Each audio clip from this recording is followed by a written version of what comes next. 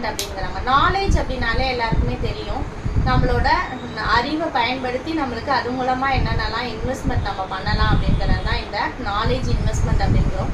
இந்த நாலேஜ் இன்வெஸ்ட்மெண்ட்டை பொறுத்த வரைக்கும் பார்த்தீங்க அப்படின்னா எஜுகேஷனுக்காகவும் நம்மளோட கேரியர் ஃபியூச்சரில் நல்லா இருக்கணும் அப்படின்னு நினச்சி நம்ம பண்ணக்கூடிய இன்வெஸ்ட்மெண்ட் எல்லாமே வந்துட்டு நாலேஜ் இன்வெஸ்ட்மெண்ட் அப்படிங்கிறோம். எக்ஸாம்பிள் பார்த்தீங்க அப்படின்னா ஒரு 3 இயர்ஸ் கோர்ஸ் ஒன்று வந்துட்டு நம்ம கம்ப்ளீட் பண்ணுறோம், இல்லை 1 இயர் கோர்ஸ் ஒன்று கம்ப்ளீட் பண்ணுறோம், இல்லை வந்துட்டு நம்ம ஒரு கிராஜுவேஷன் முடிக்கிறோம், இல்லை வந்துட்டு ஒரு மாஸ்டர் டிகிரி முடிக்கிறோம், இல்லை ஒரு எம்ஃபில் முடிக்கிறோம், ஒரு டாக்டரேட் முடிக்கிறோம். அப்போ அது எல்லாமே எதில் வரும்னு பார்த்தீங்க அப்படின்னா இந்த நாலேஜ் இன்வெஸ்ட்மெண்ட். இந்த நாலேஜை பொறுத்து நான் ஃபியூச்சரில் என்ன பண்ணுவேன், இன்னைக்கு என்னோட கேரியருக்காக நான் இந்த எஜுகேஷனை சூஸ் பண்ணுறேன் அப்படின்னா ஃபியூச்சரில் வந்துட்டு அது மூலமாக எனக்கு என்ன கிடைக்கும், நான் ஒரு எம்ப்ளாய்மெண்ட்டாக போய் நான் ஒரு இடத்துல போய் வேலை பார்க்குறேன் அப்படிங்கும்போது அதுக்கான என்ன கிடைக்கும், எனக்கு சேலரி கிடைக்கும். ஸோ அதுதான் வந்துட்டு நாலேஜ் இன்வெஸ்ட்மெண்ட் அப்படின்றது. இன்றைக்கி நாலேஜாக நான் வந்துட்டு படிக்கக்கூடிய விஷயம் நாளைக்கு வந்துட்டு எனக்கு ரிட்டர்ன்ஸை கொடுக்கும் அப்படிங்கிறது தான் இந்த நாலேஜ் இன்வெஸ்ட்மெண்ட் அப்படிங்கிறோம். அதில் பார்த்தீங்க அப்படின்னா 2 பிளான்ஸ் இருக்குது இன்வெஸ்ட்மெண்ட்டில். ஒன்று பார்த்தீங்க அப்படின்னா லாங் டேர்ம் பிளானு, இன்னொன்று பார்த்தீங்க அப்படின்னா short term plan. Long term plan அப்படிங்கும்போது பார்த்தீங்க அப்படின்னா ரொம்ப வருஷம், அதாவது 10 வருஷம் 15 வருஷம் 20 வருஷத்துக்கு அப்புறம் கிடைக்கக்கூடிய ரிட்டர்ன்ஸ் எல்லாமே வந்துட்டு இந்த லாங் டேர்ம் பிளானில் வந்துடும்.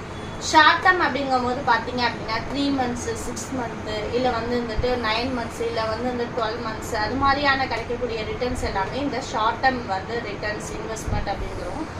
ஸோ வந்துட்டு இன்வெஸ்ட்மெண்ட்டுங்கிறது ஒரு பெரிய டாபிக்கு. அதுக்கு என்னென்னலாம் அப்ஜெக்டிவ்ஸ் இருக்கலாம் அப்படின்னு பார்த்தீங்க அப்படின்னா இன்வெஸ்ட்மெண்ட் அப்படிங்கும்போது பார்த்தீங்க அப்படின்னா மெயினான அப்ஜெக்டிவ்ஸ் இன்றைக்கி நான் இன்வெஸ்ட்மெண்ட் பண்ணுறேன் அப்படிங்கும்போது நான் கண்டிப்பாக எதை எதிர்பார்ப்பேன் அப்படின்னா ஃப்யூச்சரில் எனக்கு எவ்வளோ வந்துட்டு கெயின்ஸ் கிடைக்கும் அப்படிங்கிறத எதிர்பார்ப்பேன்.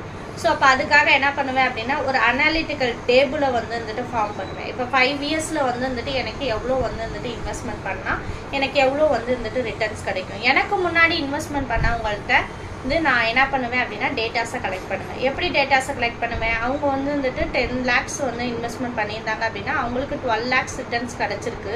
ஸோ அப்போ அந்த 2 lakhs அவங்களுக்கு கெயின். அப்போ அதே விட நான் அதிகமாக வந்துட்டு அமௌண்ட்டை ஸ்பெண்ட் பண்ணேன் அப்படிங்கும்போது எனக்கு வந்துட்டு ஃப்யூச்சரில் எனக்கு கிடைக்கக்கூடிய வேல்யூ வந்துட்டு இன்க்ரீஸ் ஆகிற மாதிரி நான் இன்வெஸ்ட்மெண்ட் பிளானை சூஸ் பண்ணுவேன். ஸோ இதெல்லாம் தான் என்னன்னு சொல்கிறாங்க அப்படின்னா அதோட அப்ஜெக்டிவ்ஸ் அப்படிங்கிறாங்க. லைக் பண்ணுங்கள், ஷேர் பண்ணுங்கள், சப்ஸ்கிரைப் பண்ணுங்கள். தேங்க்யூ ஸோ மச் ஃபார் வாட்சிங்.